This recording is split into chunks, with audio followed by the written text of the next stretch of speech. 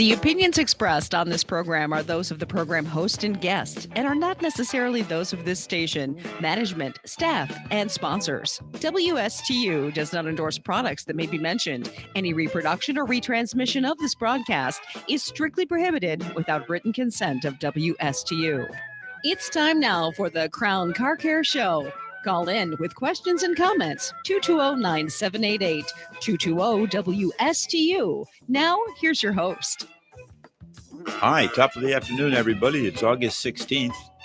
As you know, the roads are getting busier. There's more cars on the road. The kids are back in school, and we're heading into fall, if you can believe it.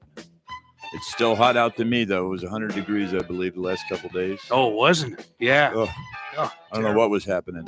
But what I'm thinking is I'm going to set my target for about 45 days. We should be starting to see some cooler weather. And we'll just put that target out there and just hope. But welcome here to my show.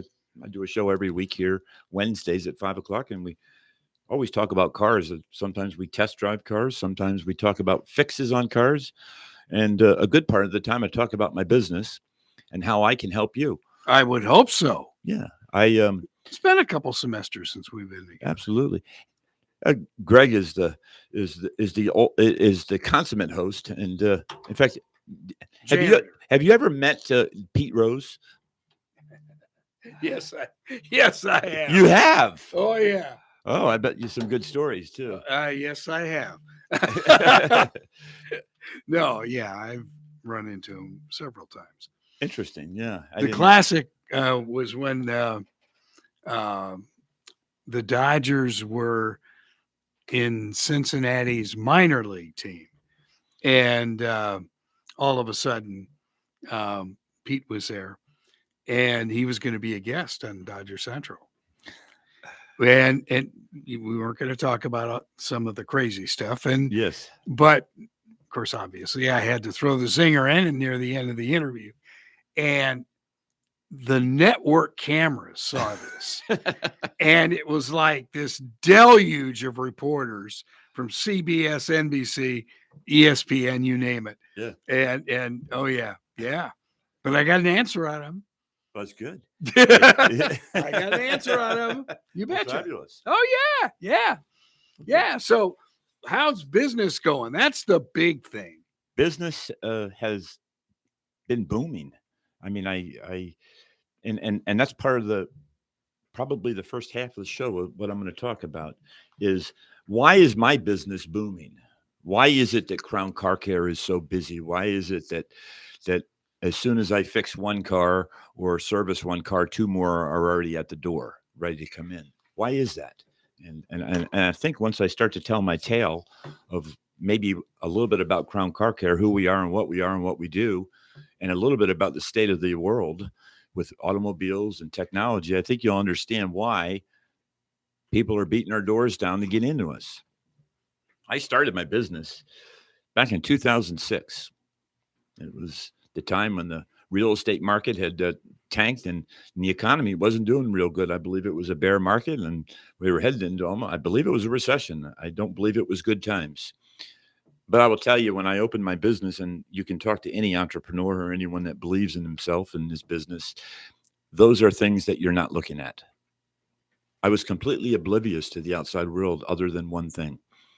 I wanted to open a repair shop in Martin County, Florida, and be the best I could be and provide the best service I could be and provide more value than the money I take in for the price of the repairs or the service. And that was all I thought about. And a small little ditty, a little tale I'll tell you is, prior to opening my business, I worked at a car dealership. And every day, we lived in Nashville, Tennessee. And every day at lunch, I would listen to, these are tapes now, not CDs, but audio tapes. Audio tapes. Okay, audio tapes. It was Think and Grow Rich by Napoleon Hill. It was the abridged version. So it was two tapes and the front and back side of each one. So you really had like 4 30-minute segments, or 2 hours. And every day at lunch, I would have an hour and I would put those tapes in. And for 3 to 4 months, all I did was listen repetitively to those tapes. And it's a true story. And if my wife's It listening, sounds like she's TED smiling. Talks. And that's all I did. And at the time we lived in Nashville, I had owned my home up there, and we sold my home. I took all my money that I had, and I came down here. I've originally, most of my life was spent here in Martin County, Florida. As an adult, I had worked at car dealerships here in town. We had moved, my wife and I, to Tennessee for A, a break, and B, to make some money on some real estate, which I did.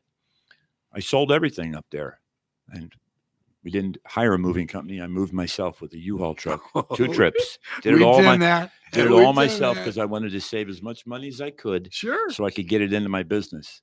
In the meantime, I'm still listening to these tapes. I'm not paying attention to the news. I'm not paying attention to anything else. My competition, I didn't even know who my competition was. I had no idea that there was how many repair shops were in Martin County, how many were good, where they were located. I couldn't tell you because I was on one focus. Todd Harris, I'm going to provide great service to my customers, and in return, they're going to pay me. And that balance is going to take place, and they're going to be satisfied, and they're going to tell everybody, and the rest is history. And it worked out that way because I believed in myself and what I can do, and I believed in my business.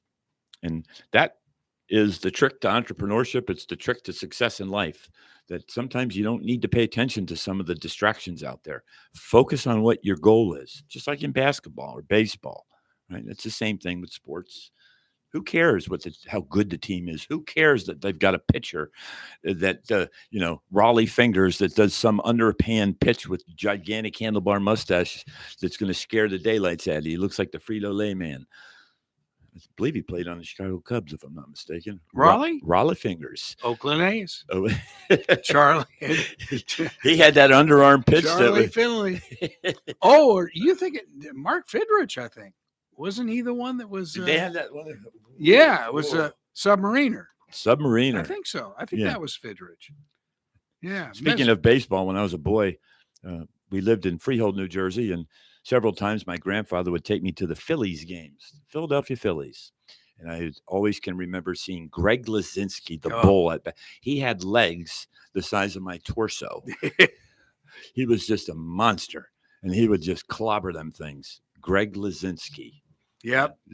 He was amazing. Yeah. There's no doubt about it. It's funny. Of course, I remember your little munchkin. He's probably a little taller now, right? My son. Yeah. Oh, yeah. My son. That was the little boy that was playing on the floor of the station. Yeah. My son's a basketball player for South Fork High School. Very cool. And we've been playing in travel basketball for many seasons now. He has 2 trainers that he works with twice a week, and he lifts weights, and his life is basketball in school, and he's focused on getting a scholarship, and that's all he wants to do is play college ball. That's all he wants to do. Nice. And again, keeping your eye on the goal, the bell. Ring the bell. Don't look at what everybody else is doing. Who cares? You worry about yourself, and you'll get there. You will. Interesting. Okay, so now what year is he in now? He is a junior, and dual enrolled, I hope. That I don't know. He's in some advanced classes. I will. Oh, well, okay. There you go. I'll tell you. Last year, he was on the junior varsity team, and because he had just transferred to that school, so he couldn't have played varsity if he wanted to. Just sometimes there's rules. It's just like in a fraternity. There's a state. Yeah. So he single-handedly beat actually state champion Dwyer. My son himself, I don't know how many points he had. It was something like 28 or 30 points, but he cleaned him up at the end and won the game for him. Nice. And it was one of his highlight games, and I was real proud of him, and he was real proud of himself. And we're moving on to bigger challenges now. It's as you know, every year you progress in sports, it gets a little bit harder to stay above everybody else because everybody else is rising too, and the ones that stay with it are pushing hard just like you are. So you got to push harder. And he's got to understand that a lot of the guys that he's going to be competing against may not be Americans. Yes, they could be from Croatia. They could be from Italy. Yeah. Italy has quite a few players. Oh, and you look at IRSC next year. We've got a Sudanese starter. Yeah. We'll have one from Serbia. We will have one from Italy. Yeah.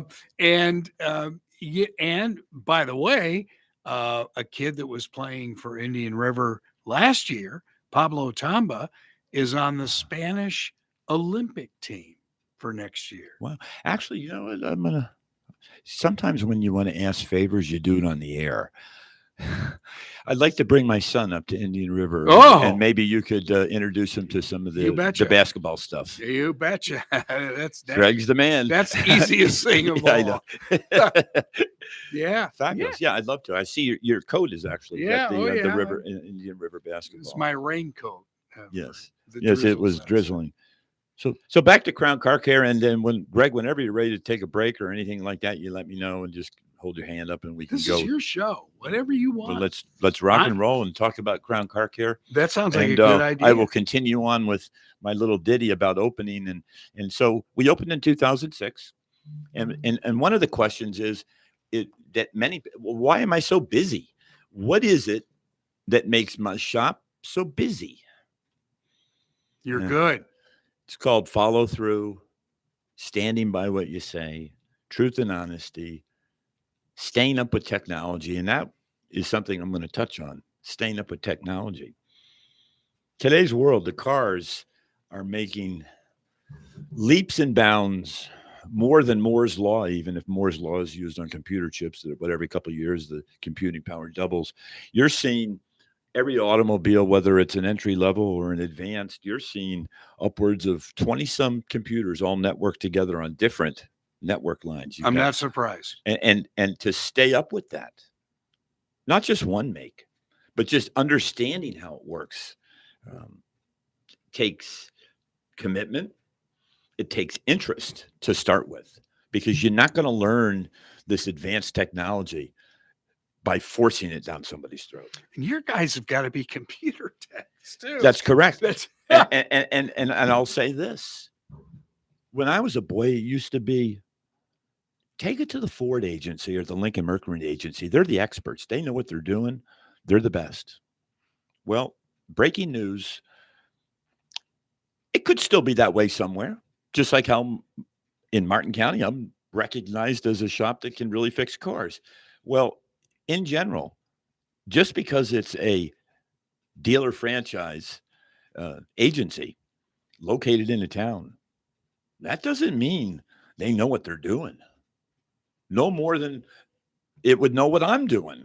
Mine's based on reputation, and theirs would be based on reputation too. Just because the name of the manufacturer is on the door, let me tell you, the training has to take place at the local level. They do go to classes, but the culture of running a clean, honest shop that knows the technology and knows how to fix them is all about the local.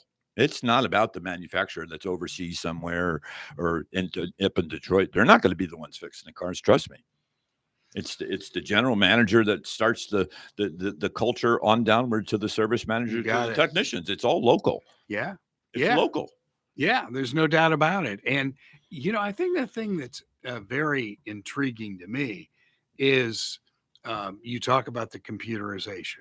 Yep. And of course, now the government would like everybody to have electric cars, which I think maybe 75 years away from now. I am so glad you didn't even know that my second half of the show was going to be about some interesting insights into electric cars, and you just you provided what they call the segue, Greg.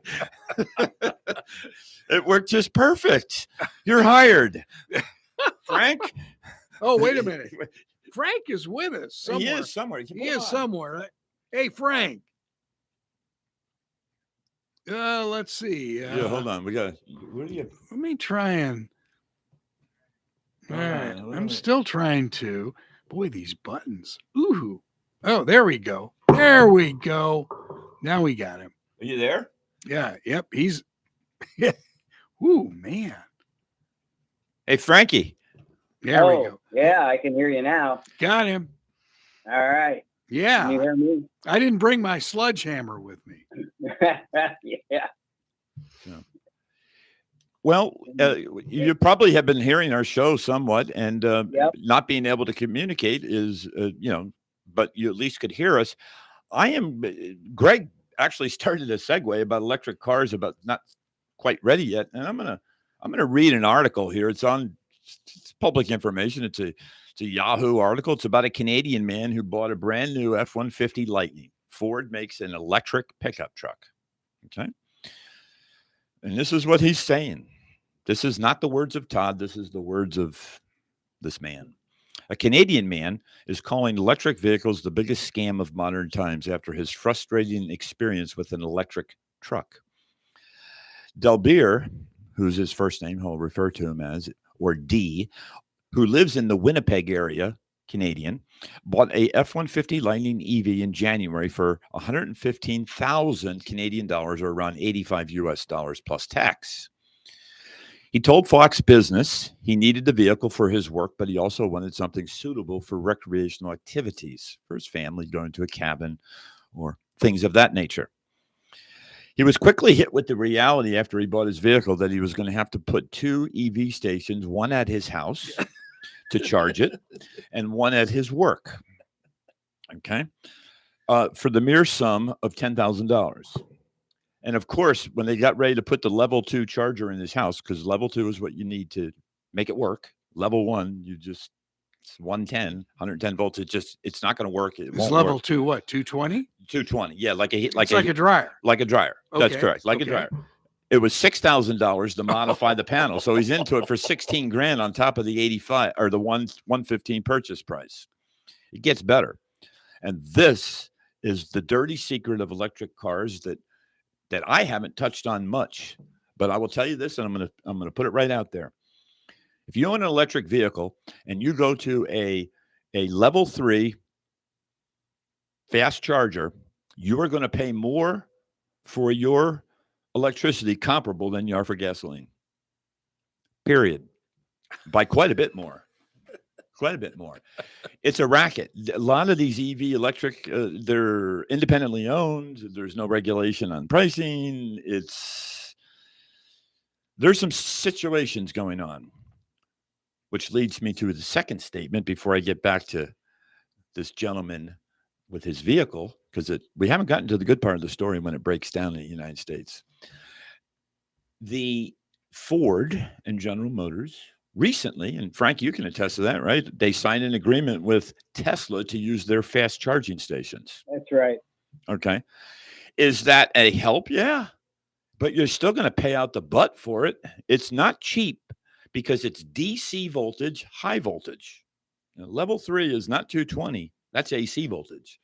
Level 3 is direct current pushed into your vehicle, which is a direct current battery. And that's why it can charge so fast, because you don't have to convert it from AC to DC when you charge it. Does it do damage to the battery? Interesting, you should ask. It does over time degrade it's like fast charging your cell phone. If you slow charge a phone, it's going to last a lot longer. You get more cycles, and your but residual loss of full capacity, diminishes the more you fast charge a vehicle or a cell phone or anything. It's just the way it works. So let's go back to the story, because I was just touching on. I'm fascinated that this guy lives in Winnipeg, cold country, with a battery car. But your range is cut in half in cold weather.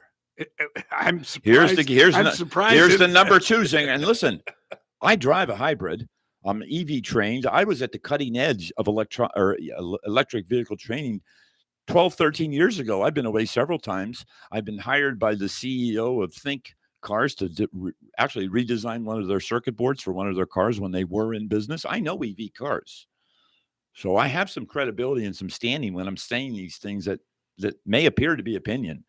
But my opinion, based on experience, I would think would go a little bit further than other people's opinions, because I've been around this stuff. I fix them.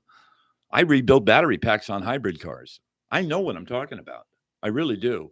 And it's not just me researching on the internet or any of that stuff. I have real world experience, because I'm kind of known in the area as the electric car guy, on top of the diesel guy, on top of the oil change guy, on top of the tire guy, on top of the alignment guy, on top of the AC repair guy, on top of the oil leak guy, on top of the suspension guy. And why is it that we're that way?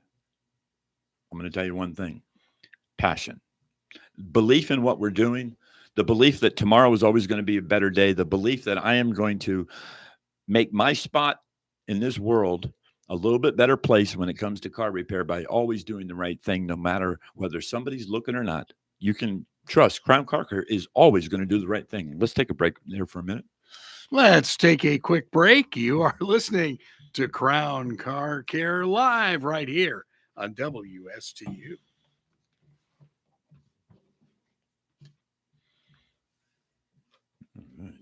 Frankie, you there?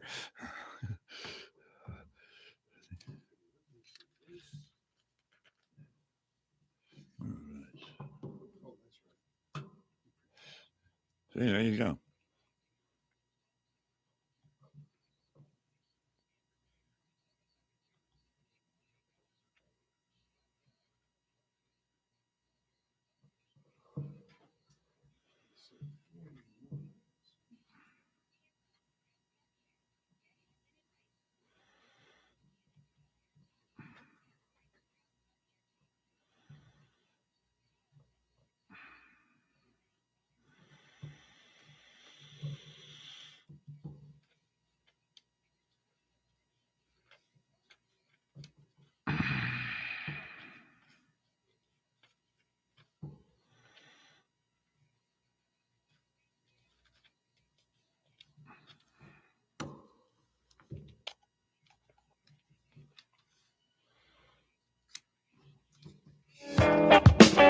Well, we're back again. That's great. We're back here for the remainder of the show. And I'm going to continue on with our fabulous story that our Canadian fellow who bought an F-150 Lightning, and at his first purchase, when he bought the vehicle, he was surprised that he had to spend $16,000 to put the charging stations in his home and upgrade his box and put one at work. Okay, I can get that. Let me just comment on the electric car thing too. And I'm gonna give you an example with another car that I own. There are people that are fascinated with new technology, that like things that are special, and they will pay the premium and pay the sacrifice to have that. Okay. I have a Shelby GT350. One of my favorite cars. You do? I do. Oh, man. Okay. But tires. Love those. Tires are very, very expensive for this car. Yes. Okay. But I know that going in. Okay? I know that some of the things on my Shelby are probably ridiculous when it comes to frugality, ridiculous when it comes to fuel economy. But I'm a car guy. And don't I also get to have some fun every once in a while too? Yes, I'll argue. And that is my fun, my GT350 Shelby. But I know that there's some inherent flaws. There's some inherent quirks with it. You don't get a lot of range with the vehicle because it sucks gas. Yeah. I get it. But I know that about the car. There are things with electric cars, with what we have today, that are a wink, wink, and a nod, nod. There are things that we know the range is basically cut in half. And that's if you're not using a heater in cold weather. We know from anecdotal stories that Todd here's spouting out on the radio on WSTU about how the EV chargers at the level 3 are much more expensive than gasoline when you compare kilowatts per hour usage compared to a gasoline car. Okay. But those are the kind of the same factors that come in with the Shelby. But there are still people making choices to buy these vehicles. For example, 2 weeks ago, Frank and I went on a road test for a Lucid Air, $150,000 for an electric car. There's no service centers in Florida except for one. If you ever broke down, you can figure it's going to be down for months. But there are people that still will buy that car because I don't know if I'd call them early adopters, but they just like the G whiz bang technology of the future, and they want to have it now, and they're going to buy it, and they're going to know it. People that are well-heeled. What is Lucid? Lucid Air is a car company. It looks very similar. It's a sedan, 4-door. It was started by the chief engineer from Tesla, who's an English chap. He broke away from Tesla over some discrepancies or I don't know what the deal was, but I know they parted ways. He's an outspoken individual whose heritage is racing. He started Lucid Air. Now, Lucid Air is not only a car manufacturer, isn't that right, Frank? But they also do something else. What is it? They partnered up with a British company, didn't That's they? right. That's right. They partnered up with Range Rover, and they also do Formula One electric racing. They make the motors. Okay, great stuff, right? Wow, wow, wow! It's like it's like the people that make the wood baseball bats. You know, it's great. They're contributing to sports and activities. But guess what? I don't know if that translates real well onto the automobile. As Frank and I saw, the technology on this thing is very good, but probably quite expensive to fix due to all the micro switches and the way things are unitized with cameras built into the lenses for the front end, which are like 10 grand a piece if one breaks, and that's the camera. I mean, it's just some of this stuff's absurd. Would you agree? Frank, what are your thoughts on that? Do you agree? Yeah. The car is beautiful. Technically, it's a lot of wow factor with that car, but like Todd suggests, that if things break, and all things do break, you're in for a long wait. But I think a lot of people, when they buy these things, your average buyer that's buying I would suspect that probably 70% of all the buyers for a Lucid Air are probably dropping cash on this thing. They probably are well heeled, very successful, and they want one. They've read about it and they have the ability to buy one, and they can. It might not even be their primary car. It might be their secondary or third car. It might be a car they keep at a vacation home here in Florida. Who knows? But I can tell you that does not translate into average America for a family that needs a car for the father to go to work, and a car for the mother to go to work, and a car for the mother to haul kids around in. Sometimes we may think that this electric revolution is great, but I can tell you we're not ready yet. We're not ready yet for the average guy to own it. Oh, so you're not going to buy one for your son? No. No. He already has a Dodge Charger, a purple one. Oh, gosh. Okay. But he earned it. My boy's a special boy, and his name is Max. And ELM, everybody loves Max. I have a daughter named Eden, and it's the same way. Everybody loves Eden. We do, certainly. Let's go back to where we were. So this gentleman that had the electric car that took a trip into the United States, I'm going to wind this thing down. He got stuck in Elk Grove, Elk River, Minnesota. And they had 12 miles left on the range. And then the first two battery chargers they went to were broken and out of order, and the 800 number didn't work. Remember, distribution of energy is very important for the transportation system in the United States of America. As you know, gasoline and diesel is molecule based. We can put it in a container, we can put it in a tanker, and we can ship it all over. And then we pour it into the ground into a tank, and then we pump it out. The only variable factor that might hiccup us is maybe some electricity online, from the grid to run the electric pump to get it out of the tank into your car. But other than that, there's nothing crazy going on, right? It's a distribution system that's been with us for years. I'd argue 50 years. How do you have an EV in Texas, which is having problems with its electric? This is my whole point. Again, this is, are we going to shift? We already got problems with our grids because we've shut down the nuclear. I'm not going to get started on everything because it might look like I'm political. I'm not really. I'm a pragmatic person that speaks the truth about the facts. If somebody asks me about an electric car, should they buy it? I got to ask them a lot of questions before I would sign off on giving my name to say, you go ahead and get an electric car. Todd approves of it. Because if it doesn't work out for them, it makes me look like A, I'm not knowing what I'm talking about, or B, I'm trying to push something that isn't reality.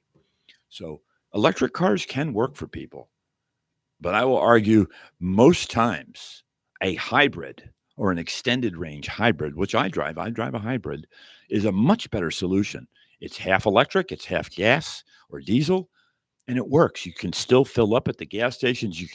I get 55 miles to the gallon on my little car that I use for my business. It's wrapped with Crown Car Care. If anybody sees it around town, likely I'm driving it or a customer's driving it. But I get 55 miles to the gallon. I have the best of both worlds. I have an electric car as well as a gas car.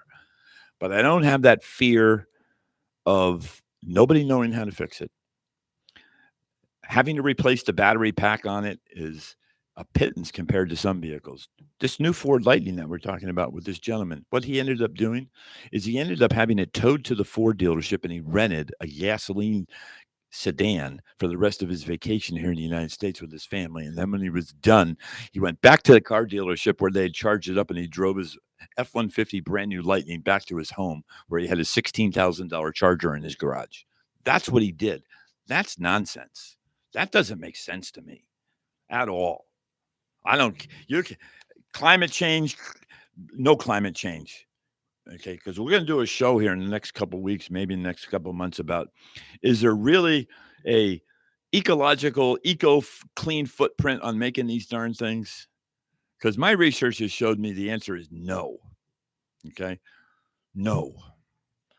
Mining of the lithium, I can't give you facts yet because I haven't done the Todd Harris research. But when I do, there's going to be a report on it because I'm skeptical. Where are they going to put the used batteries? Well, here's a question. There's no system in place in the United States to even recover the used batteries. How's that one for a zinger? We have no national program for the recovery of the lithium once they're junked. Isn't that a mind bender? It's disgusting, if you ask me. I'm not surprised. Well, it's just shocking to me. I mean, no comment from the peanut gallery. Just reporting the facts, sir. That's how I feel. I love electric cars. I love the technology. What really needs to happen, though, is we need solid state batteries that instantaneously charge. And Frank and I have been talking about them, and they are on the horizon. Frank, isn't that right? They're a Chinese company that already has it. Yeah. There's a couple of Chinese companies. In fact, my wife pointed out to me the other day that China is now outpacing Japan for exports. Really? In the world. Yeah.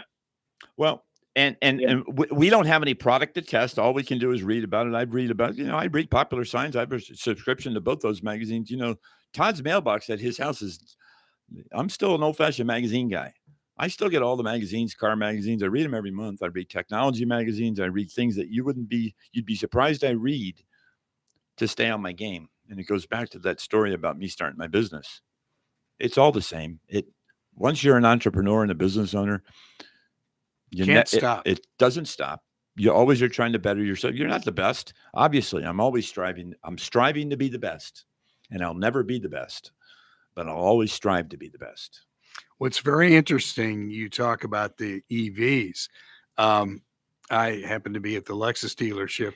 We're talking about dealerships, right? Yes. With my wife's car. Yes. And the owner happened to wander on down, and Sandy and I are talking, and I asked him about the EVs, and he just he hit his forehead. He said, "Don't even go there." But he said, "I'll tell you one thing. The folks at Toyota are really going to be into hydrogen." Yeah, they have a ICE, internal combustion engine is what we call the engine for the gasoline or diesel, ICE, ICE. There is a hydrogen ICE that is around the corner that's going to blow the socks off of this electric crap. I'll be honest with you, the electric stuff has a spot.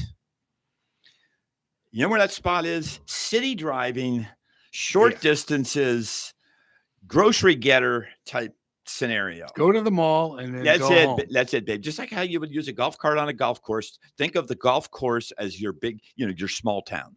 That's what they're good for. And I'm not gonna. No one can defend it any otherwise, because I can give you counter story after counter story of this horrible situation where they're and I fix them. I love them. In fact, here's a dirty little secret. I've got a Cybertruck on order. Hmm. So in other words, you mean Todd's who's talking to poo-poo on some of these electric cars is actually going to own one? Yeah, I am. Because I have to know about them.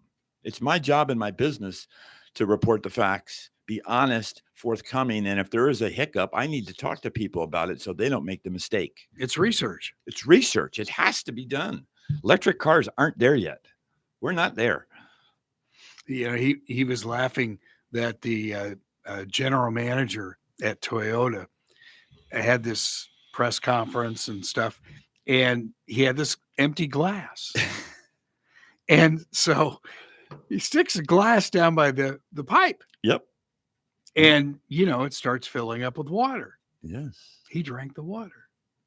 Interesting. He said it's perfectly clean. Yeah. Because it's the H2O that's formed is from the process of creating the electricity. It's the H2O is a byproduct of the combustion process with the hydrogen, and it's as clean as it gets. It's cleaner than rainwater.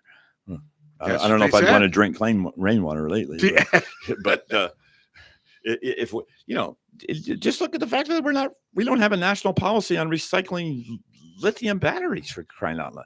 Think of all your cell phones and those have there's no policy. It's a good idea, right? If you trade it in, you give it to them, or you put it in a little Ziploc bag and send it back to them sealed up. But you don't have to.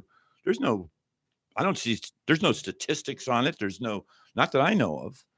Not safe to go into landfills. It's a horrible situation, okay? Because we've put the cart before the horse. We're trying to railroad a policy in place. Okay, let's go back to the Model T Ford, because that's kind of where it started with the modern transportation system. Every year went by, 100 and some years, it bettered itself. We came up with better wheels. We came up with better computer systems. We came up with better ignition systems. We came up with more powerful engines in the 60s and 70s. We came up with fuel economy. But every year, for the most part, you could probably pick a couple of years where it didn't, like the Edsel. Right? They didn't get better. But for the most part, the cars got better. Right? So every year that transpired, we got better.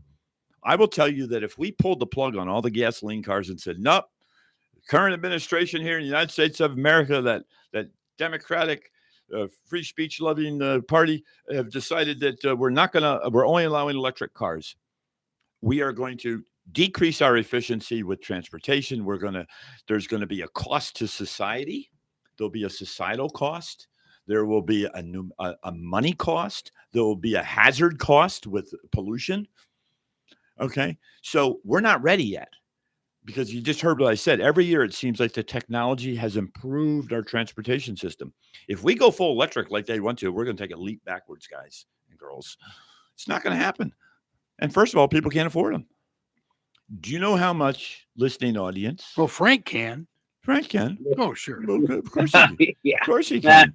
He's still got all those rights, all the residuals still coming in. Yeah, he's still driving that Lucid around town. I know. Okay, so the battery replacement for a Ford Lightning is $28,000 plus installation. Are you prepared? Now, it's the warranty's good for 100, but how quick do we burn 100,000 miles on our cars? Yeah, pretty darn quick. Yeah, pretty darn quick. Now, have extended warranties always been available for all cars? Yeah, you probably get an extended warranty on it, but a lot of people can't hardly afford the price of the car when they're paying $8,000-9,000 for their car insurance and $12,000 for their homeowner's insurance. I just don't see this thing. This is a fascination. It's a cool gee whiz bang idea for people that are well-heeled. If they get in trouble with their electric car, they can buy themselves out of it, buy themselves out of anger and unhappiness by just moving along. But imagine the average family commits to $65,000-70,000 on an electric car, and it's now out of warranty. They struggled as they tried to get approved because both husband and wife work. They're both school teachers, and they have 3 kids. And that electric car now has 110,000 miles on it, and they couldn't afford the extended warranty at the time they bought it. And that battery fails or the inverter fails. and they're looking at it. They're looking at a second mortgage on their house just to fix the car that they already own that has pretty much zero residual value. Electric cars take a hit when they get high mileage on them because everybody knows battery time. So think about that family that maybe bought that car. We're projecting into the future. Think about that. How that's going to affect our economy, our livelihoods, our families. We just aren't ready yet. We were talking to a friend who's a St. Lucie County firefighter, and he was talking about the new rules that they follow if there is an accident involving a Tesla and there's a They fire. can't run there and get the people That's right. because their lives in jeopardy.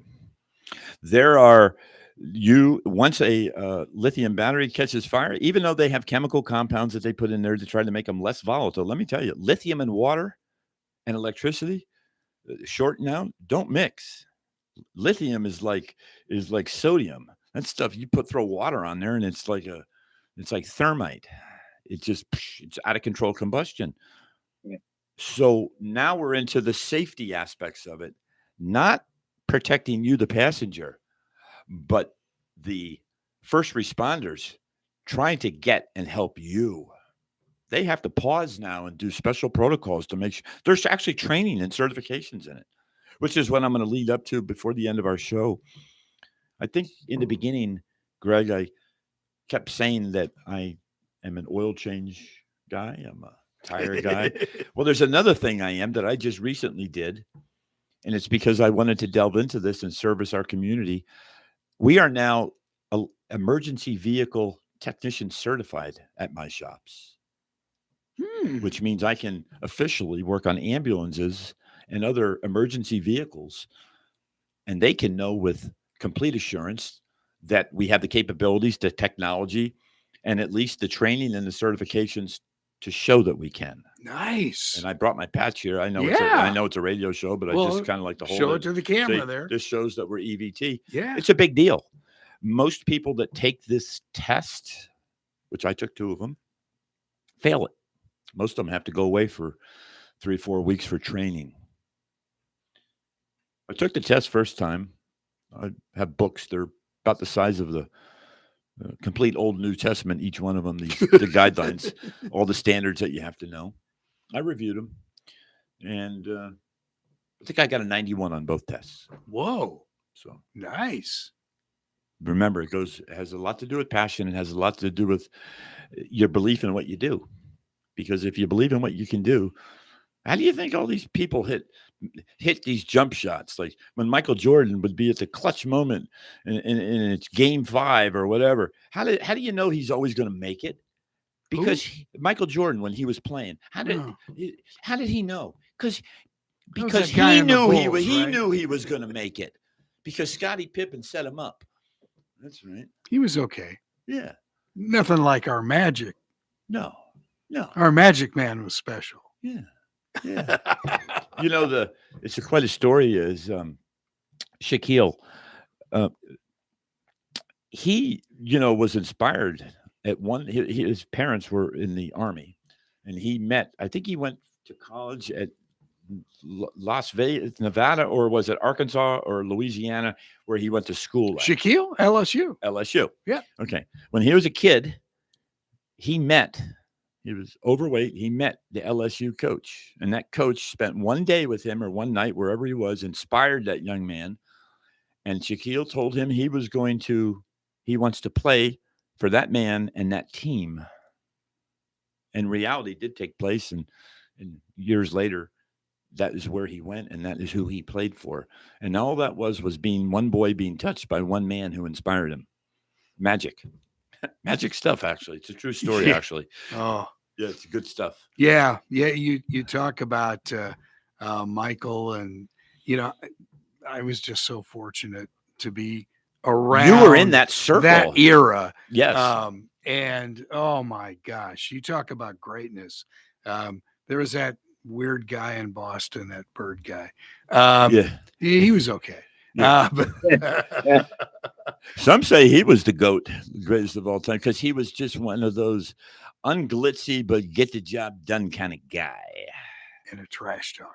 Oh, This guy yeah, never was quiet. Oh no. We had microphones once behind the Lakers bench, Oh my gosh. and it's so funny because it seemed like Larry knew exactly where those mics were. He never stopped talking. Oh, so he was he went out of his way. Oh yeah. Oh yeah. my goodness, that's It beautiful. was great. It was great. Yes. Oh yeah, it was fun. Hey, I think we owe you another break here. Certainly. Let's disappear for a while, people. There we go. You're listening to Crown Car Care Live. All right. I think we're just about done, actually.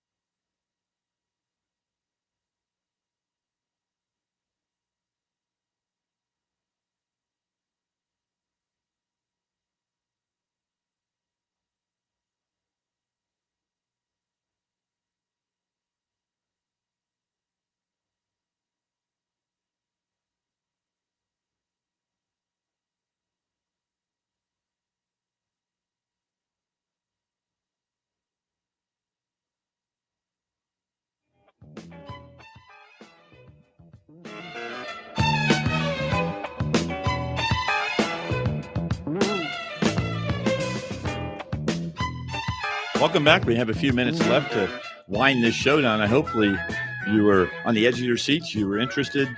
You have some questions. Don't hesitate to call us, 772-781-8000. We have 2 locations. One of them's on Cove Road, and one of them's in Palm City. How long have I been in business, you ask? 17 years. Wow. Overnight success. By doing the right thing. There you go. That's all you got to do is the right thing. When nobody's looking, always do the right thing. That was a famous quote by Henry Ford, actually. Henry Ford. You have to do the right thing. It makes you smile. It makes your customers smile. It provides value to the customer. And remember, value to a customer is when the customer receives more in value than the dollar amount that they pay to the business. That's when you're wowing them. When you're giving more in service and accoutrements and just the whole process of their transaction, if it is actually valued more than the dollar amount that they pay. And you have to ask yourself, if you're in business and you own a business, ask yourself that. Are you giving more in dollar amount than you're taking from them? Then you will always be looking for employees because everyone's going to be beating your door down. So that's it. I don't have much else to say. I think the end of the show's coming in. Well, right? the reputation that you have, and you hear that from so many people, you can't beat that. And you know what? It takes a period of time to earn, right? You have to earn it, just like you, Greg. That's not overnight. It's just like you. I mean, you have you have 2 reputations. You have a reputation as a fabulous media mogul. as well as a sports personality that goes way back when you were a young boy, way back when you got to fill in for that one guy, which I've heard that story, and it's a wonderful story. I believe it was with the Dodgers, wasn't it? Well, the Dodgers were very late in the game for me, but you, what was the first game you announced? Over the air? Yes, sir. Well, let's see. When I was 16, I was doing the pre and post for the Angels on Armed Forces Radio. Wow. Yeah. And the Hall of Fame announcer, Dave Niehaus, was our play-by-play guy, and then 18 years of age, I had my big break, if you will, when the venerable Ernie Harwell of the Detroit Tigers. Yes. I think Frank has heard of this guy. Yes. I love this In story. fact, Frank has a short, right? You as a boy or a teen or a young adult listened to Greg, not knowing who Oh, he was at God. the time. Isn't that correct? Right? That's exactly right. Yeah. Yeah. It So was a nice game. it was a night of infamy. It was. And of course, I was not a member of AFTRA, the union. So they just introduced me as the kid. The kid. Oh, that's great. Oh, boy. my. Yeah. It was great. My- But you did a great job. Well, it's inspired. In fact, I've got pictures of Frank in some Detroit Tigers outfits. Yeah. In fact, Oh, he yeah. played semi-pro with them in the summers. No. Well, I've got pictures to prove it. And he's got the T-shirt. I survived fantasy camp. Right. Well, or I almost survived fantasy camp. Yeah.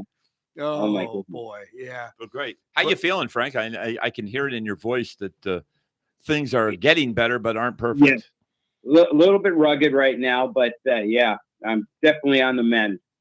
So, Because we as much as I love Greg to fill in, No, there's nothing like Big Frank. yeah, right. Nothing like Big Frank. I mean, enough said. But let me tell you, Greg has fabulously everything. It was smooth as silk the whole show. In Right. fact, he was pushing buttons right before the show, had it all dialed in. He had one phone in one hand, another one in the other. He was getting all the computers set up. And by the time you run 501, there we were on the air, and everything's been smooth since. just like doing high school football. That's right. It's the Greg and Todd show. There we go. Right. Yeah. So fabulous. Everyone have a listening audience. Everyone have a great day. I'm signing out, and well, we'll see you next week. And where are you located? We are located on Cove Road, 4455, Southeast Cove Road, which is going towards the ocean from US 1, about 3/4 of the way down on the left-hand side. In Palm City, we are located right past the Turnpike entrance on 714 heading west at the corner of 42nd Street and 714. And there's a traffic light there, and you can see my building and a big sign. And phone numbers to get the Emperor Todd? 772-781-8000. That's all you need to know. 772-781-8000. And Frank, just an order from headquarters, no more days off. Okay. See you next week.